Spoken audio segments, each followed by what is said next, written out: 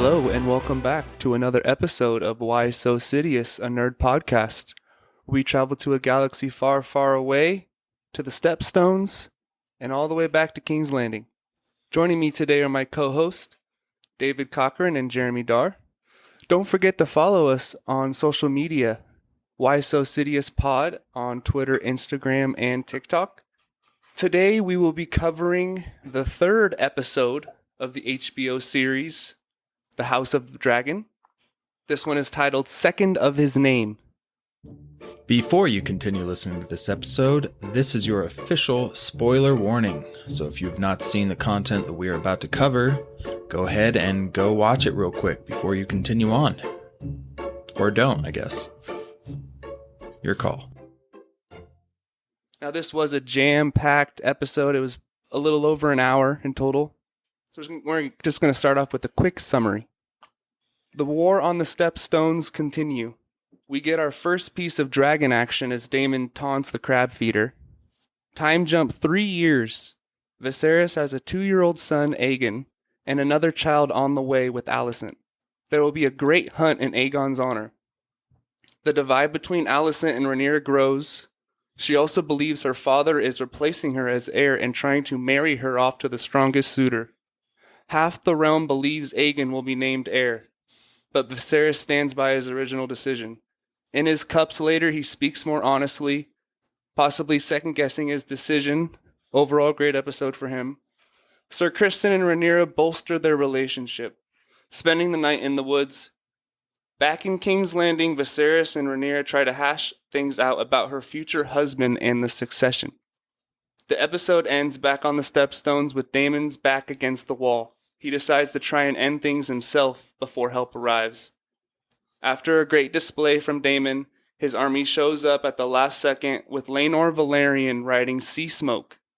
Daemon proves his worth to Corlys and his men. So before we get into things, Dave has a little tidbit on the intro title card. Yeah, man. So we got this new style of title card rolling out on Game of Thrones. Back in the OG Game of Thrones series, we had the kind of same style of title card, the classic Game of Thrones song, and it kind of touched on locations that we were about to kind of see in the episode we were going into. So there's always kind of a pattern there, just going through the map of Westeros. This new title card for this show, it's very interesting. Didn't really pick up a pattern at all watching it the first time, and then after looking into it and researching it more, holy crap, very interesting. So we get the classic Game of Thrones song going, but this title card represents the family bloodline of the Targaryens. So it's blood flowing through the model of Valyria that Viserys has. So that whole thing that it's coursing through is a model of Valyria. So okay. Yeah, so it's just blood flow, and it's representing bloodline of Targaryen. So it goes to the first dial, which is lined with dragon scales, and it has a crown around it, and it represents Aegon the Conqueror. It depicts Dragonstone, and again, it's encircled by a crown. All the dials that were kings at one point are encircled by crowns. So then it gets flooded with blood, possibly depicting his death. And the blood flows past dragons fighting and goes into 2 separate dials depicting his 2 sister wives, Visenya and Rhaenys. Next, the bloodline travels to the dial of King Jaehaerys the Old, which also has a crown around it. And it's the same crown that he was actually seen wearing at the Great Council, and it's the same crown that Viserys now wears. Now, Jaehaerys had 9 children, which is depicted by 9 streams of blood branching out like a tree from this dial. He had 2 oldest sons who both died young, depicted by 2 drowned seals almost immediately when the blood starts flowing. And then the next bloodline travels for some time without hitting a dial, because the deaths of these sons is what caused, a want for a true heir across the land, and which eventually led to the Great Council. So then it shows a bloodline traveling towards a blue seahorse representing Rhaenys and her bond with Corlys Velaryon, and another travels to the final crowned dial, which represents Viserys. His wife Seal is drowned immediately, representing her death on the birthing bed, and a smaller bloodline travels off-screen, eventually hitting a green wall, which represents Alicent Hightower, and their symbol, well, their symbols, it's the tower, but the green wall represents, what is it? Shoot, I forgot. But it represents Alicent Hightowers. And then, finally, the last of the blood travels towards a seal that represents Rhaenyra, and it's symbolized by the Valyrian steel necklace that Daemon gifted her in the first episode. And after the seal, The blood travels past a depiction of dragons towering over all the other houses of Westeros, and the title card ends with the blood flowing back into the old model of Old Valyria, filling into the three-headed dragon symbol. So, super amazing attention to detail throughout that whole thing, telling the whole story of the bloodline of the Targaryens and everything we're dealing with, and just a really creative, artistic way to kind of do their opening title. So I thought that was really cool, and I'm definitely about to be paying attention to everyone from here on out. Right? That's really cool. There's some serious people behind those designs, dude. Like, well educated on every detail, extremely creative, and the execution's crazy, bro. Like, you wouldn't even think anything of it. Then you look into it, and every little detail has meaning. Yeah, like the amount of time they put into that. Pretty well done, though. And I mean, and the same thing, it took me a while to realize in the Game of Thrones intro that the places they were showing were the locations in the episode. You know? I think I know. You didn't pick that up right away. It took a couple episodes, and you're like, oh, okay, now I start to understand what's going on here. Yeah, I feel like it was like season 6 when I finally realized that. I was like, oh, this is Right. kind of hinting at stuff. All right, well, before we get into the deep dive, we're just going to give some quick overall thoughts, a couple likes, dislikes. So for me, this just stole the title back from Rings of Power. Like, you know, I was pretty hyped after the premiere, but watching this on Sunday night, I was like, okay, this is the show that I love. yeah. Like, no offense to Rings of Power, I'm still interested, but I mean, this is just where it's at. It's not an argument. For time jumping, they're doing it pretty seamlessly. Like, we're still invested in the story. It's not like jumpy or, you know, out of hand, and you can tell the characters are aging. The prophecies, symbolism, and foreshadowing. And just a couple quick dislikes.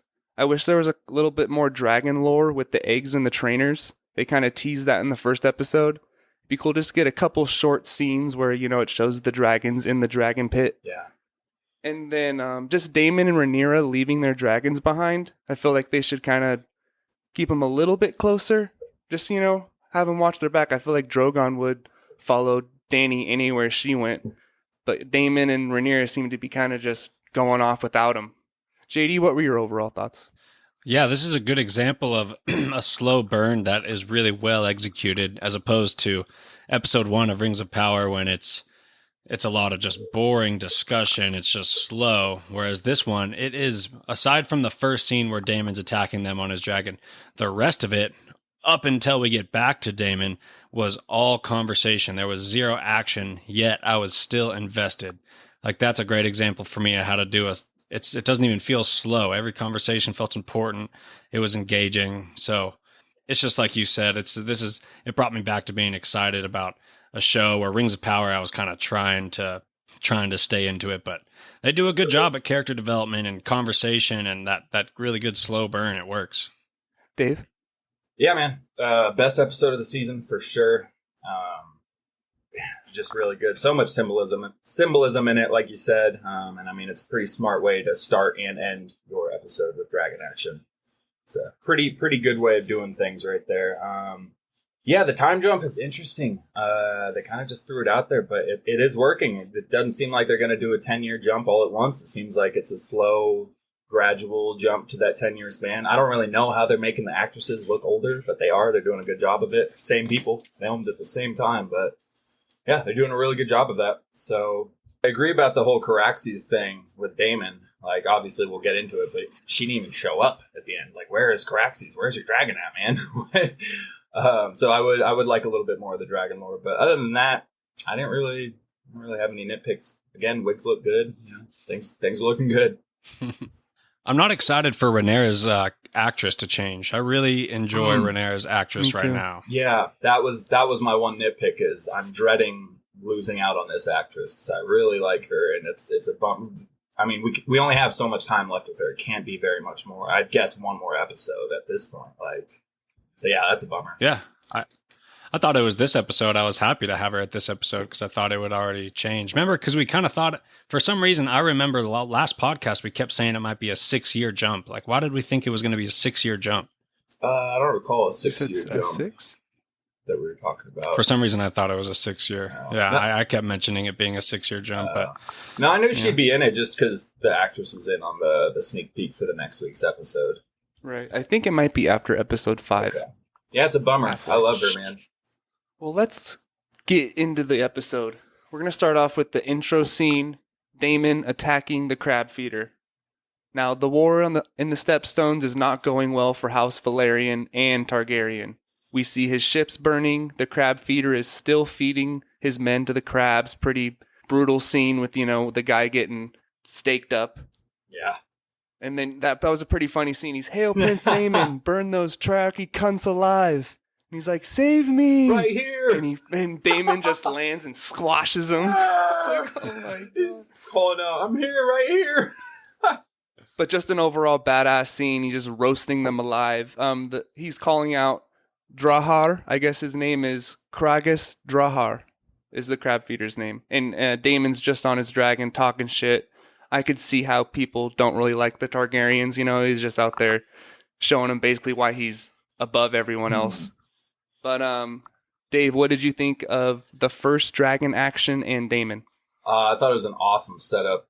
The way it was just kind of, showing that guy getting tortured, and then all of a sudden they all kind of look up slowly, and these giant wings just appear, and just an absolute savage scene. So I loved it all the way through. But I am wondering, and I know we were talking about it while we were watching last night, why do they keep landing their dragons on the ground and then staying there as they're being shot by ranged weapons? That's the reason why Viserion. The reason why Viserion died north of the wall, because he's just hanging out, landed on the ground instead of at least hovering and burning down everybody. Like, you don't need to be on the ground, just hanging out. And same thing here. Caraxes is just, and I get it, he was going towards the cave and he's calling them out, but as soon as those arrows start flying, take off. Like, they chilled for a bit there, enough to Daemon got hit with an arrow. It's like, get back up into the air. Why are we hanging out on the ground? You have wings.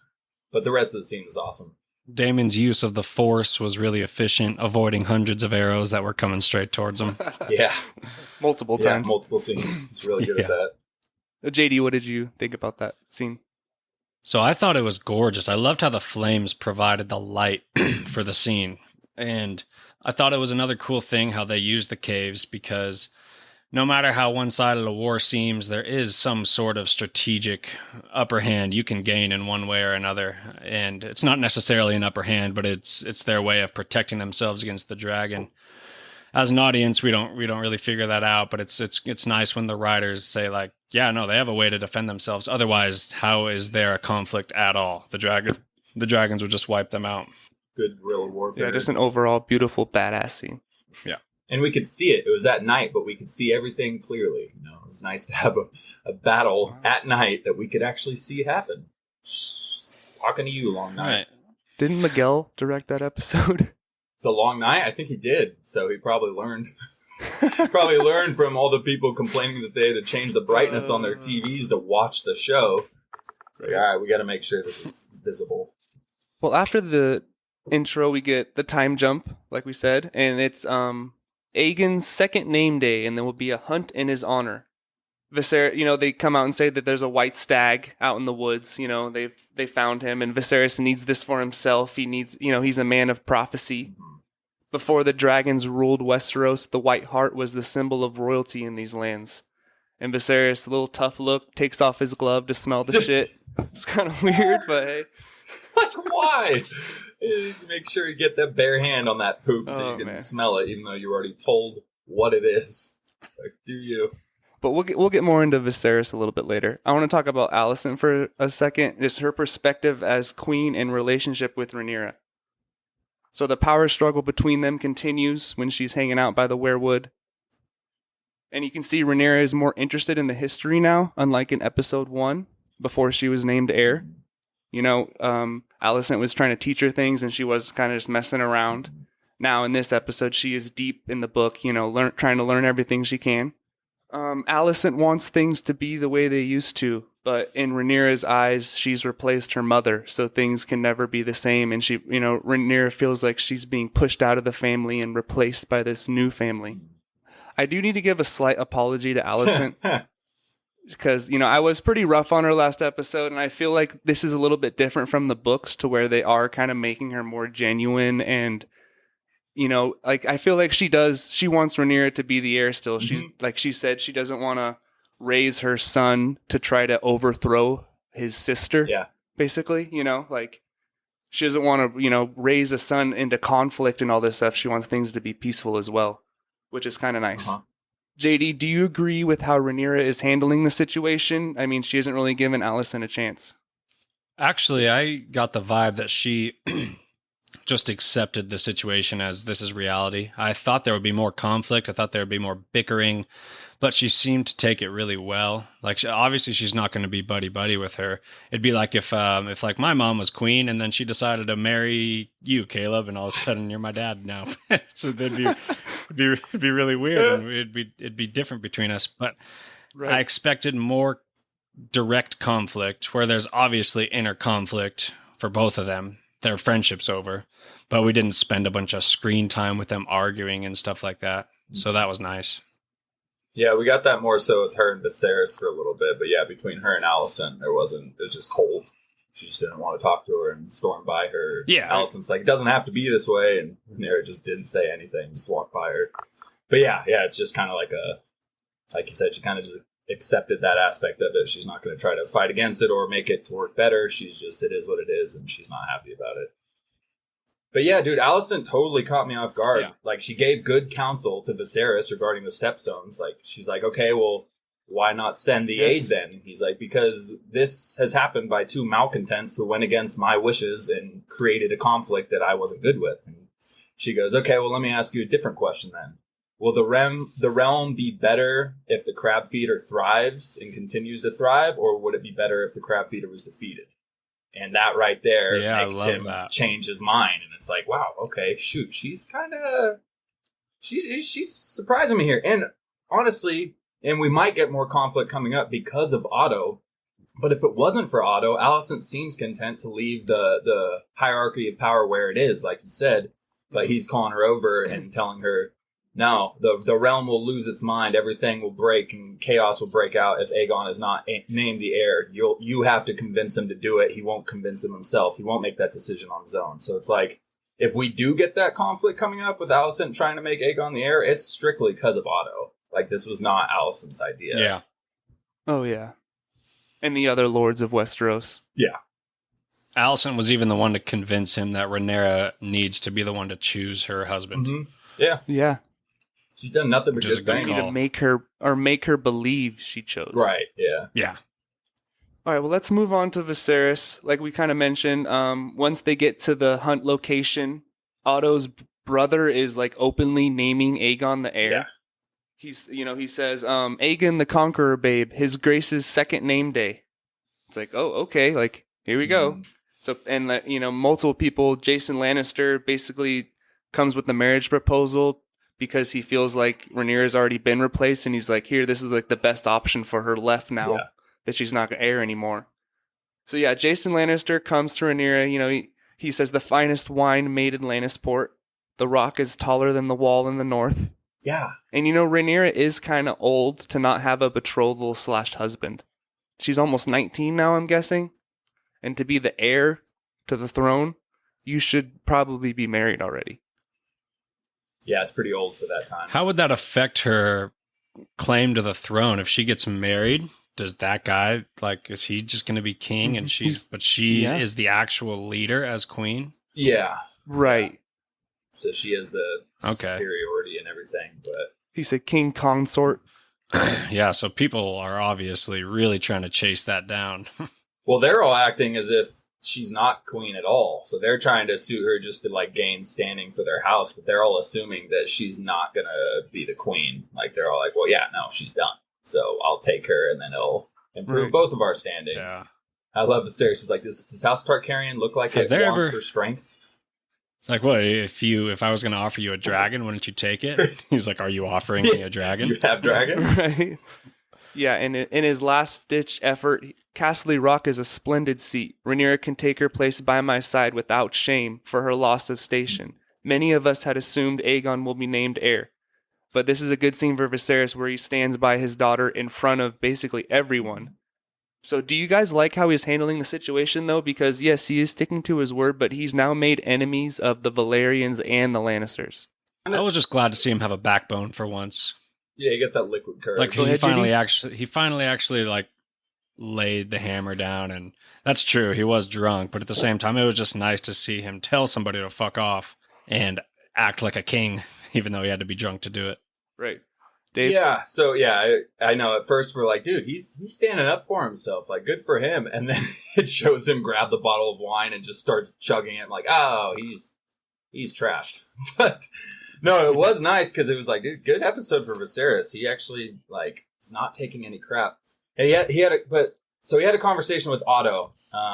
There was a pretty good demonstration of Viserys as a whole. So Otto's basically telling him like, look, you need to command Rhaenyra to do what you need her to do. You are the king, and she will listen to your commands. And he says, "'Tis not my wish to command her, Otto. I want her to be happy." And first, it's like, oh, what a good dad. Love that. like he actually truly cares for Rhaenyra.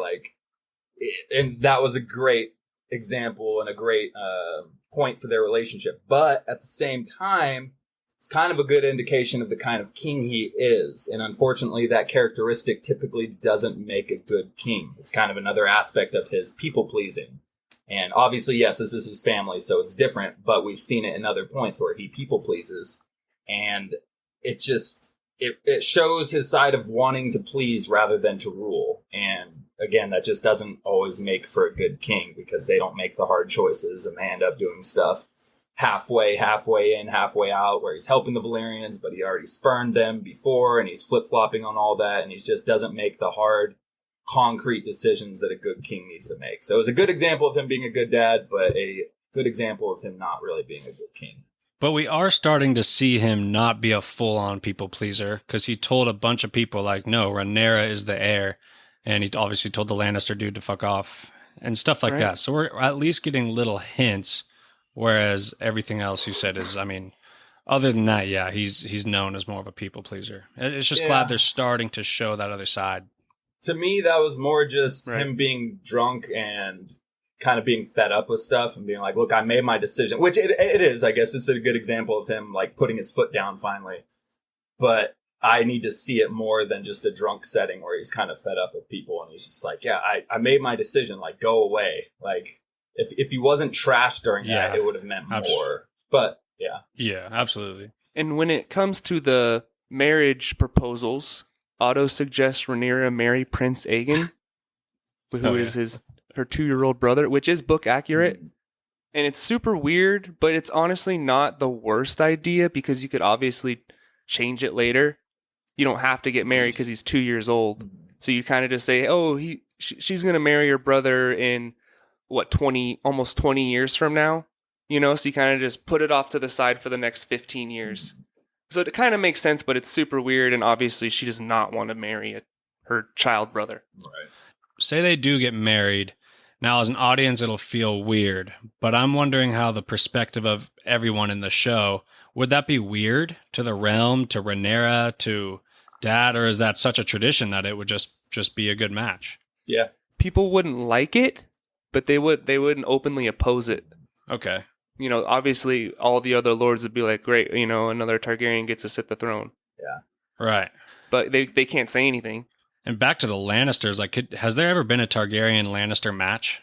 I do not think maybe not a king, maybe like a side Targaryen married a Lannister, but no one that's sat the Iron Throne. I don't think so. Yeah, can you imagine how much that would change the course of history? They'd be a juggernaut for generations. Yeah, it is kind of a little tease for them eventually getting there. Yeah. Regarding that suggestion, it would have came off more sincere if it was from anybody other than Otto. Because I immediately, again, jumped to the point of he's just doing that because Aegon is now his grandson, and that's another connection to the throne. And Damon actually said about him in the first episode, he said, Otto is a second son who stands to inherit nothing that he doesn't seize for himself.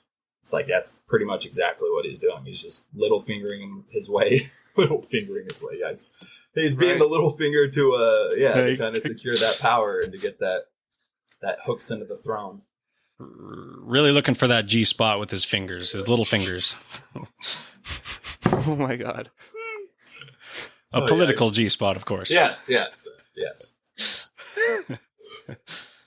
Well, the internet's just calling him middle finger. Why? Because he's a mid little finger? Is that why? No, just fuck you, basically. Yeah, I was gonna. But, similar. Anyways, there was also a good scene where it shows how lonely he sits the throne. Like, he's just there by himself while everyone else is out partying.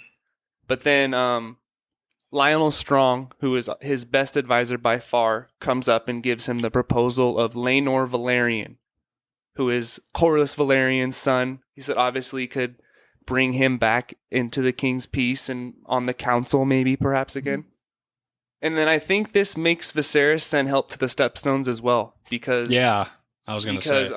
Lionel Strong says if young Laenor survives, so that plus Alicent later are the two things that really make him go help Daemon out. Right, because that might be the best option for Rhaenyra to marry. But if he dies, it's game over. So if he keeps that option open, that's I felt like that influenced his decision to send aid. Yeah, It's a perfect match. Yeah. He's a dragon rider, Valerian blood, like half Targaryen. Ballsy. Like, after seeing that last scene, he's a perfect Mhm. match. I Yeah. would love to see that. And again, you're strengthening the pure Valerian blood. Like, it's a no-brainer to me. Like, great. I like Lionel Strong, man. He's a smart guy. Lionel Strong seems like he is like the great granddad of Samwell Tarly. He kind of looks like him. Just because he's like overweight. Great. Yeah, well, his whole I guess his structure, but his beard, his kind of calm presence as he speaks. I don't know. Later, we get a very good fireside chat with Alicent and Viserys. He's really drunk by now, like stumbling over. He says, "I named her to protect the realm from Daemon. She was the realm's delight." Another book reference. But he's second guessing himself. He never thought he would remarry and have a son. And he talks about this dream he had, which I think could be tied in with the Lord of Light, with the show, like Beric Dondarrion and the Red The Brotherhood. Witch. The Red Lady. Yeah, Yeah. right. When Rhaenyra was a child, I had a dream as vivid as these flames. I saw it, a male babe born to me wearing the conqueror's crown, and I so wanted it to be true, to be a dreamer myself. I sought that vision again night after night, but it never came again. And my obsession killed Rhaenyra's mother. What if I was wrong? Brutal. So Viserys is in a really tough spot here, Dave. Brutal. I mean, good Lord, can you imagine the guilt weighing on him after that entire thing, too? Like, and it's interesting. He said she's known as the realm's delight. And she has all those comments how she kind of toured Westeros. Like, well, I was at Castle Rock with my mother, I went there and that. She's like the perfect heir. I didn't, you wouldn't really guess it by the way people talk to her. I don't know. But if her nickname's the Realm's Delight, she's obviously beloved by Westeros at this point. And if she wasn't a female, I mean, she's, to everybody else, she would be the obvious, perfect candidate for the heir. So the Realm's Delight bit was interesting. I do vaguely remember that from Fire and Blood. And her being the cupbearer, too. Just her being around King's Landing and all that probably got her that nickname. Yeah, just training her. JD, you got any thoughts on that fireside chat? It's just a deeper look into where Viserys is at mentally. We haven't had a lot of insight into where he's at, and if you put a few drinks in him and he really starts opening up. So we're starting to fully understand his mindset. Even 2 years back when he made that crazy decision that was hard to watch as an audience, and it kind of haunted us for a couple weeks, and it's been haunting him for years. Yeah. And so apparently in Fire and Blood, Viserys never really wavers on his decision to make Rhaenyra his heir, at least according to Fire and Blood. Like, it's never like a question. Like, it's locked in. Rhaenyra is his heir, and he's not second-guessing it.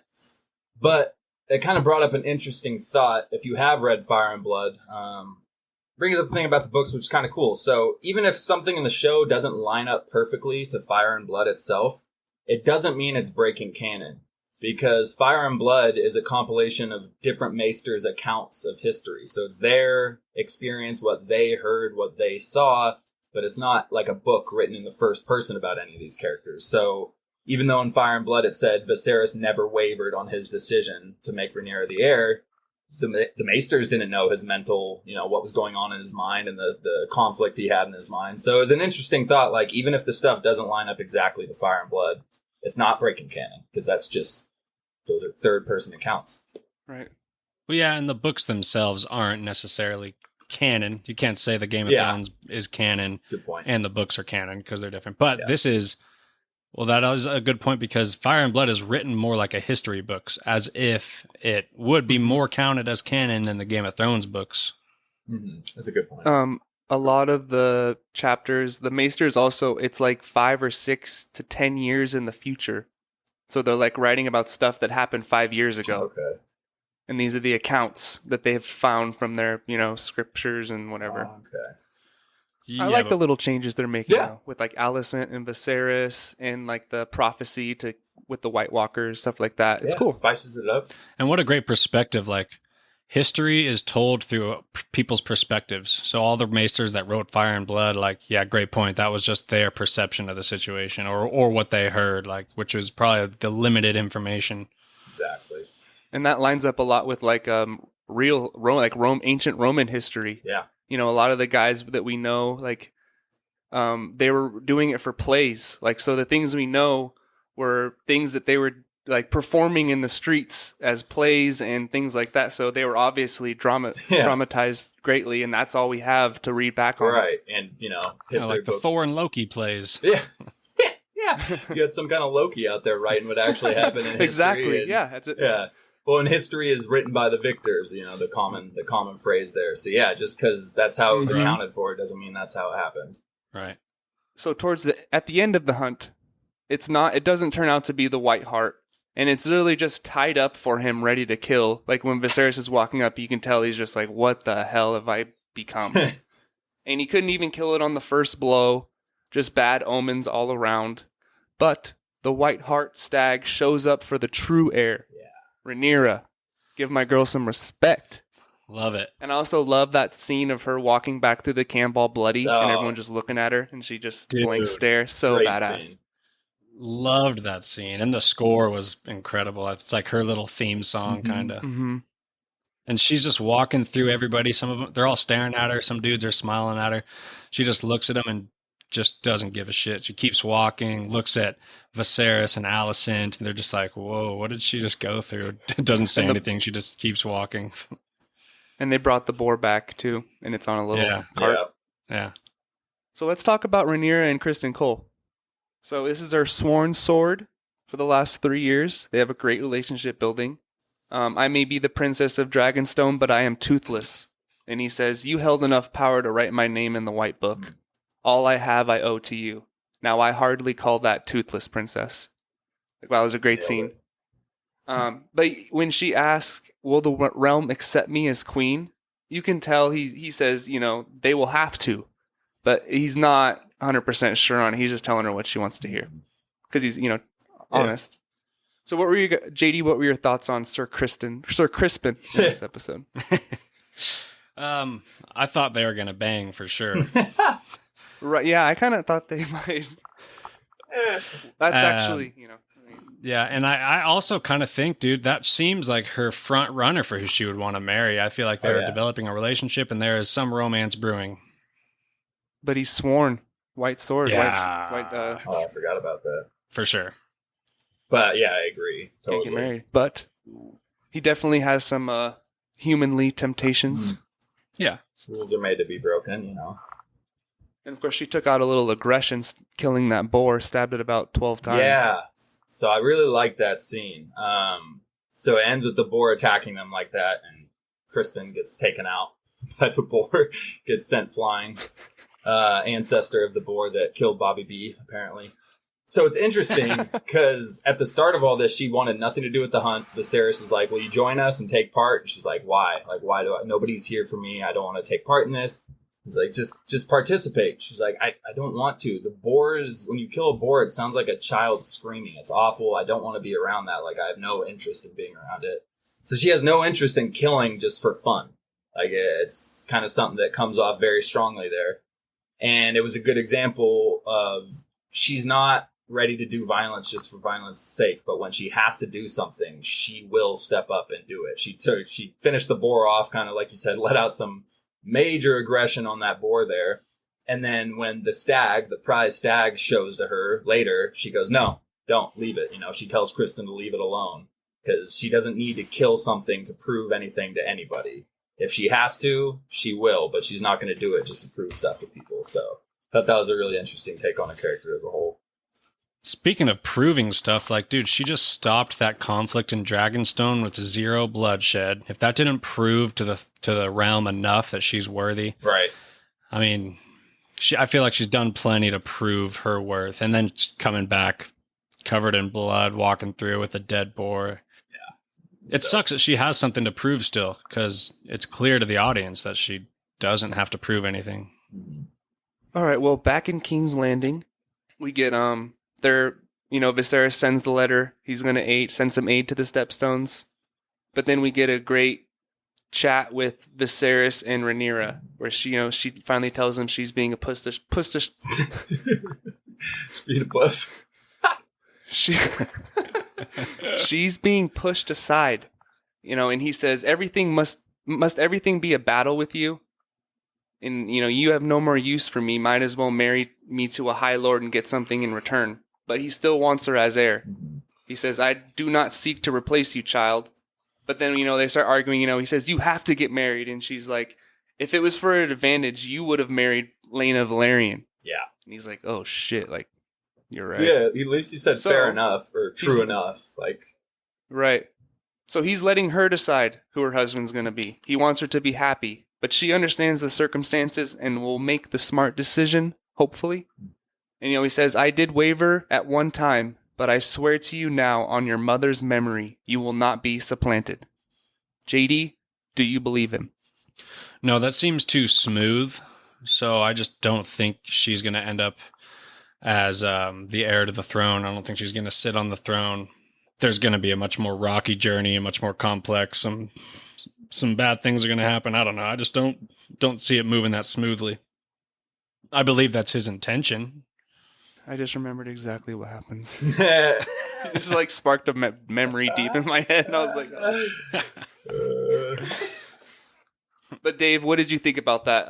That was just a great scene with overall dialogue and acting. Dude, I loved it. I thought it was a huge character arc for both of them, honestly. Like, that was really big. 3 different times, like, he said something that was not really easy to say, but it stunned. Rhaenyra had her speechless. And the first one was when he admits to the accusation about him marrying for want and not to, for advantage. And he says, fair enough or true enough. And she's kind of surprised he says that. And then when he says she can marry whoever she wants, he just wants her to be happy. She's kind of taken aback again. And then that line where he says, yeah, I swear to you on your mother's memory, you will not be supplanted. It was just like, the whole scene was just awesome. It felt incredibly genuine. They've had such a rocky relationship, but they both don't like despise each other or anything like that. They just needed to get past that wall that was kind of thrown up with the death of her mother and Alicent being brought into the family. So I thought it was a really important scene, really good. And I believe that was a genuine thing that he said about her not being supplanted. Doesn't mean that she's guaranteed and locked in to be on the throne, but I believe that it was a genuine thing, and that he won't supplant her. But yeah, it was just a great scene. That was much needed. I wanted to see a hug. I want to see him hug it out at the end there. I thought they were going to bring it in, dude, for a hug. Right? Come on, just one time. I figured she'd be stoked when he said that, like a huge weight lifted off her back. Like, her father just said that she can choose her husband, and that's like, that was her biggest thing. Yeah. She did give a little smirk. Like, she went from like eyes down crying, and she kind of looked up at him and gave him a little smile. Like, wow, thank you. I appreciate that. So yeah. Oh, we also didn't talk about how Viserys is now missing 2 fingers. Yeah, that was gnarly. Oh. Didn't notice that until the end when he was talking. Yeah, when him and Alicent are in the fire and he's finally alone, because he wears gloves throughout the entire episode. He takes the glove off his good hand, but he is missing his pinky and ring finger now. It was just his pinky that was infected 3 years ago, so it moved to both fingers, and they just took them off. He's just falling apart on us, man. Not looking good. He is not holding up very well. And he gained weight in the last 3 years. He's drinking a lot heavily, more heavily than before. So, his health is deteriorating for sure. But let's get to the best part of the episode, perhaps, with the most action. Hey. We get the end scene back on the Stepstones. The letter arrives from Viserys, and Daemon does not take it too well. Bashes that guy's head in with a helmet. He survives. Why? He was told he's going to get aid sent to him. Why was he so Because his mad? pride. Because he's losing the support. Yeah, he's losing the support of his troops already. Like, no one even wants to fight with him anymore. Which, if King's Landing doesn't support him, why should we? And then Corlys says, I don't want any mutiny going on here. And then Daemon clearly doesn't want help. Things are not going well. So he decides to take things into his own hands. And So he doesn't end want things. Yeah, well, I didn't know if he supported that letter being sent asking for aid, the letter that King Viserys read. So, No. yeah, it was someone else. Yeah, it was some Valerian guy who sent it without Some of telling him. And so, yeah, that shows up, and he's like, dude, you guys have been letting us get slaughtered for 3 years, and now you want to step in and save the day? Hell no. So yeah, that was his pride coming in full form. It seemed interesting that they were discussing that they need to draw them out of the caves. They need a flesh. They need bait, someone to go over there. But Daemon didn't hear that conversation. He was in the air flying, and he landed. They had that conversation.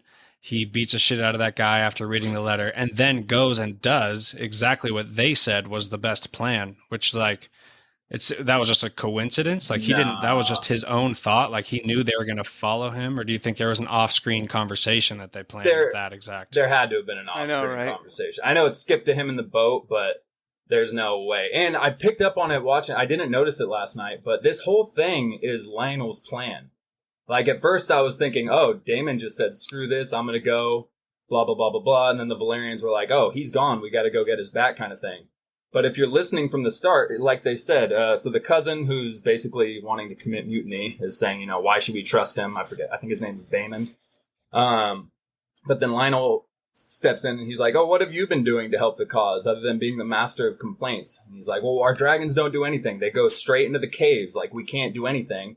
And that's when Lionel steps up and goes, yeah, we need to draw them out of the caves. We need to offer an offering of flesh to the crab feeder to draw them out. And Vaemon's like, who the hell is going to sacrifice himself to do that? Who would do that? Which one of you guys here wants to die? And then as soon as he says, which one of you is going to do that, Daemon lands. So there's no way that was coincident. They had to have talked right before Daemon, because as soon as he becomes the bait of flesh for the crab feeders, then Lionel swoops in on Sea Smoke and starts tearing stuff up with the dragon after they got drawn. Okay. So it went exactly how Lionel was saying they should do things at the start of that scene. And I noticed that rewatching. I was like, oh, this is all Lionel's plan. This was his plan, and he came in on his dragon. This dude needs some more credit. That was dope. Wow, that just sent him to the top of my charts for characters I like in this show. Yeah, I just would have appreciated a 20-second conversation where they showed us as the audience they planned this. Because when I was watching initially, it seemed like Daemon was just going on a whim to do his own thing, and it ended up working out. Yeah. But you're right, they must have had that conversation off screen. Well, yeah, and again, they planned the whole thing on screen. It's just the fact of telling Daemon, hey, we're going to do this was off screen, but I didn't mind that. Because he didn't hear it. He was flying as they were having that conversation. But yeah, they just told him. And then I would have liked to see his reaction and him being like, yeah, I'll be the one to sacrifice myself. That would have been a pretty powerful moment. I mean, it was still amazing watching it happen. Yeah. JD's just getting Last Jedi Luke PTSD. That was where totally the hero goes off to save the day and doesn't explain the plan at all. I was totally going to bring that up. See, I thought it looked more badass the way it happened. Because if we heard Daemon talking to all them, telling all the plan, and then he goes and does it, I thought it looked way cooler with him just going out. And we're like, oh my God, he's just Jon Snowing it. He's just heading out on his own. And then, I don't know. I totally agree. Because I thought he was surrendering. I thought he was genuinely surrendering. So I was like, oh, wow. So that made it so exciting when he just starts sprinting, cutting people down. You're just like, oh. The flying knee, bro. He's got a future in the MMA. That flying knee after he cut down the first 3 and then hit him with, that was so sick. I loved that. I just want to know where Caraxes is. Where is her ass at in all this? She never showed up. Where is your dragon, my guy? It's weird. Where's the force power to call your dragon? Yeah. And you guys said that the guy directing the whole House of Dragon series, season 1, it was the guy who directed Battle of the Bastards, right? Yep, Miguel. No, he's doing 1, 6, and 7. Oh. So there are different. He's the showrunner. Oh, because I got. Okay. He's the showrunner. Okay. I just got total Battle of the Bastard vibes Oh, yeah. when Jon Snow just got knocked off his horse and he was facing down Mhm. that whole army charging at him. That was just like Daemon after he got the whole thing was kind of like that. Yep. Yeah. Totally got that feel. We also got to see Corlys showing off his skills with the spear. He was doing pretty savage, badass. Yeah. I like him. And obviously Laenor on the sea smoke was That was sick. sick. Archers on the wall. Just love anytime a dragon shows up. Mhm. I like the design of Sea Smoke too. Kind of gave Drogon vibes a little bit. Had the big sweeping belly and the tail, and didn't look like the bloodworm. So overall, you guys enjoyed the first battle of the show. I mean, you obviously can't compare it to any big one in Game of Thrones. I mean, even Battle of the Blackwater might overtake this one. I mean, the dragons do just It's not fair. give you a couple extra It's points. not fair when you have Yeah. dragons, but But just the length and the story behind Battle of the Blackwater, Yeah. you know, obviously I would put it over this one for first battle. Well, it's close. You still have Battle of the Bastards. You still have that big fight across the wall when they kill a dragon. There's some things that kind of stand up to it, but it was still extremely exciting. And the execution was amazing. From this, well, and they did a good job at making these villains, like within 3 episodes and a couple short scenes of people getting eaten by crabs. Other than that, there's just a ton of political discussion on how to respond to them. But I mean, super quick and efficient. We feel these guys' presence as a villain and the fact that they're struggling a ton. So having Daemon go like ostensibly surrender and then all of a sudden all hell breaks loose. It is a lot of fun. So it definitely is in the conversation with some of the best battles, Game of Thrones, House of Dragon. A lot of fun. Just for an episode 3, season Right. 1. that's Let's go. that's the biggest thing. We never got a battle Yeah. like this 3 episodes into any season of Game of Thrones. So, which I guess the 8th season, that was episode 3 or 4, but that don't count. The 8th season was shortened. Doesn't count. But yeah, it's definitely up there. I still wouldn't put it above any of those that we just talked about, but it definitely it's still up there. Pretty sure fake surrendering is a war crime, Damon. But you know, I guess feeding prisoners of war to crabs is also a war crime. So I guess anything's fair. Right. Also, we were discussing the fact that this conflict had a lot of repercussions regarding the trade routes and Essos. So is that must have been more from the books, right? Because the show has done absolutely nothing to portray the fact that if they defeat the crab feeders, that might have... Go ahead. The Crown didn't intervene, though, which is why they still haven't. So this is like they're still saying, I think, we're not going to send our armies because that's going to cause an all-out war with the free cities. This is like a renegade group that kind of split off, which I think is why they were still hesitant in sending in the Crown's army to kind of defend them. But it is interesting. I'm wondering if there is any consequences from that, because it still is a Targaryen. So people usually aren't super reasonable to be like, well, it's a Targaryen, but it wasn't technically the Crown, so we're not going to, cause any issues about this. Like, the fact that a Targaryen caused this issue, you'd think it would spark something. But I don't know. Yeah. Can you imagine Viserys sends this army over, and they freaking travel over there to fight, and all of a sudden they just see that they're not needed. They already won the little conflict there. Yeah, like, all right, we'll just turn around and go home. Damon just chilling there with half the body of the crab feeder, like, oh, hey, guys. Where you been? We're good here. Dude, now. that was sick. Yeah, That's dope. The one time that I wouldn't complain about seeing a 1v1 because it was powerful. He walked into that cave, seeked him out, and just came out of the cave with half of this dude's body. Yeah, he had a smile before he ran into the cave too. He watched the crab feeder run into there, and he got a little smile on his face, and he took off. I saw people complaining about that. I didn't mind that at all. I don't think the crab feeder was a physical threat to Daemon. He doesn't stand up to Daemon. He's not a physical menace. He's a strategic. So I didn't need a one-on-one between them. I thought that was perfect. Dude, he was pretty menacing, just the way he was standing there watching the whole situation, and he would just kind of like flick his head in a certain direction to have some of the armies go attack. Like, he had a presence with zero dialogue. By the way, I don't even think Daemon had a single line of dialogue for that end battle. I don't think he did the whole episode other than the Prince Drakkar thing he was yelling out. I don't think he said anything when he landed and they were going over the strategy. Like, no, not at all. Yeah, they handed him the letter. He kind of smiled and he beat the crap out of them. And then, I don't think he had any dialogue other than yelling at Prince Drakkar at the very start of it. Interesting. Yeah, what a wild creative decision that still worked out really well. Yeah, I created a bunch of Damon fans. Yeah. And the crab feeder was also always checking the hills, see if the dragon was coming. Mhm. Smart Yeah. guy for being a weird looking Epoxy filled, whatever that guy called him. His hair was like falling out. His skin was all like nasty. So yeah, I don't know what his issue was. like leprosy or Yeah. something. All right, well, let's give. You guys have any other final thoughts on the episode? Excited for next episode. I will say it seems like we're going to jump forward another couple of years for next episode because there's a line in the coming up on where they're talking about the newest birth and they say, oh, well, you know, he's the third of the sons or something like that. Or he says one of 3 sons. And it's like, wait, so next episode, Allison's already going to birth her 3rd son. So that's at least a year and a half after this episode. So time jumps are interesting. Curious to see what they do. Right. And Damon's back in King's Landing. Looks like his hair's a little bit shorter now. Oh, yeah. I didn't like his look, but whatever. That's not important. I agree. And I think Allison, it's a son, a daughter, and then a son. So you have Aegon, and then a daughter, and then Aemon. Aemon One after Eye. that. He's got some dope lore. So I'm excited to see Aemon One Yeah, Eye.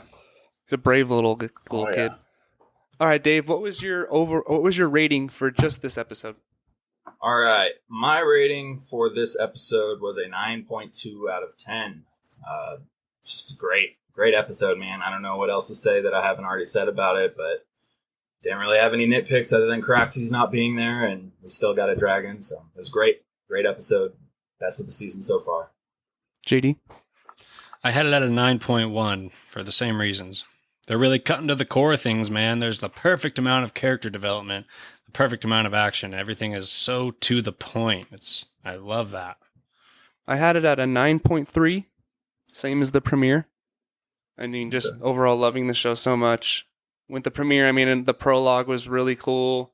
The tourney, a lot of action, setup. So, you know, it was basically, and then 2 took a little dip, slowed down. And then episode 3 just right back on track from where episode 1 was. So it's tied. You have the premiere and episode 3 tied. mhm. Right on. What was my this was your rating for guys' episode? Dave, you have the list. I'm curious what episode 1 and 2 was. You gave episode 1 a 6 out of 10, and then episode 2 a 6 out of 10. Perfect. This isn't Rings of Power, man. I'm never going to let that one go. 8.7 for episode 1 and 8.5 for episode 2. Yeah, that lines up. Okay. yeah, so this was your guys' favorite. Yeah, this Yeah. was my highest rating by 1. Nice. Well, I think that about wraps it up for today's episode. Please stay tuned for our continuing coverage of House of Dragon, Rings of Power. Also, we will have an XL Week in Geek next week. We will be covering all of D23, all the big Marvel and Star Wars news coming out that weekend. Thank you guys for joining me today, and thank all the listeners out there for listening and making it to the end. We'll see you next time when you tune in for more coverage of the nerd things that we love. G-spot. Yeah, little finger. Nailed it. Cut. Perfect.